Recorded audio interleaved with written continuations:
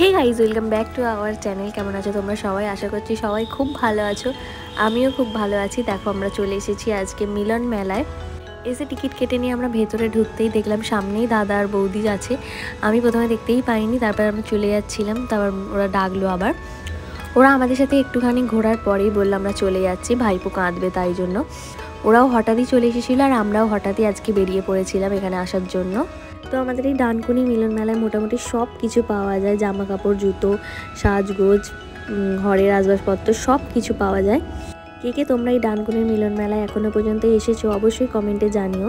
আমি এখানে কিছু টপসের কালেকশন দেখছিলাম, যেটা আমার একদমই ভালো লাগেনি। আর এই ফুলিগুলো দেখো, এগুলো আমার খুব পছন্দ হয়েছিল, কিন্তু এই জিনিসগুলোই বাইরে খুব কম দাম, মেলার ভিতরে অনেকটাই বেশি দাম বলছিল, তাই আমি নিইনি। আর মেয়েদের হাড় চুড়ি কানেরের দোকান তো পুরো মেলা ভর্তি হয়েছিল, 100-রও ওপরে এই কানেরের দোকান ছিল প্রায়। আর এখানে দোলনাগুলো দেখো, প্রচণ্ড বড় বড় দোলনা ছিল এখানে। আমাদের এখানে আসতে অনেকটা রাত হয়ে গিয়েছিল। সেদিন আমাদের বাড়িতে আমার ননদ আর তার বর এসেছিলো, তাই জন্য আমাদের বেরোতে বেরোতে একটু লেট হয়ে গিয়েছিল। তো মেলা প্রায় ফাঁকা, কয়েকজন ছিল। আর আস্তে আস্তে ওরা সব দোকান বন্ধও করে দিচ্ছিল। অনেক দূর থেকে এখানে সবাই আসে লাস্ট ট্রেনের জন্য, ওরা ছুটে ছুটে সবাই চলে যাচ্ছিল। এক সাইড দিয়ে আমরা ঢুকছি আর পিছন দিকে সব দোকানগুলো বন্ধ হচ্ছিল। তো আমরা সবগুলো দেখে কমপ্লিট করতেই পারিনি, তার আগেই কিছু কিছু দোকান বন্ধ হয়ে গিয়েছিল। আর তোমরা এখানে দেখতেই পাচ্ছ পুরো মেলাটাই ফাঁকা রয়ে গেছে। এখানে লাস্ট টাইম 9:30 পর্যন্তই আছে, তারই মধ্যে আমরা যতটা পারলাম ঘুরে নেওয়ার চেষ্টা করলাম। বেশ কিছু জিনিস আমি কিনে নিয়েছি, তো যতটা ঘোরা হয়েছে এবার আমরা বাড়ির দিকে যাবো। আর দেখতেই পাচ্ছ এখানে প্রায় সব মোটামুটি বন্ধ হয়ে গিয়েছে, যেদিকে তাকাচ্ছি সেদিকেই সব বন্ধ। তাও আমরা একটু একটু ঘোরাঘুরি করছিলাম।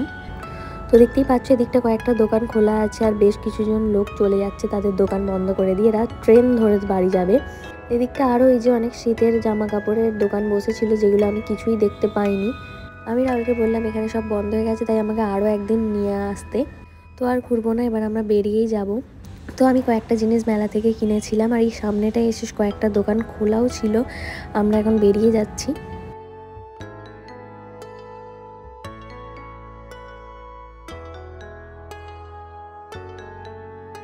মেলার ভিতরে ঢোকার এন্ট্রি গেটটা খুব সুন্দর ছিল, দেখতেই পাচ্ছ তোমরা। তো প্রচণ্ড ঠান্ডা ছিল আমরা যখন বাড়ি আসছিলাম, আর রাহুল অনেকটা জোরে গাড়ি চালাচ্ছিল, এতটা জোরেও চালায় না, ইচ্ছেবশত চালাচ্ছিল। আমি ওকে বলছিলাম প্রচণ্ড ঠান্ডা লাগছে, তাই জন্য আরও জোরে জোরে চালাচ্ছিল গাড়িটা। কেমন লাগলো ভিডিওটা অবশ্যই জানিও, আর আমার চ্যানেলটাকে like, comment and subscribe please.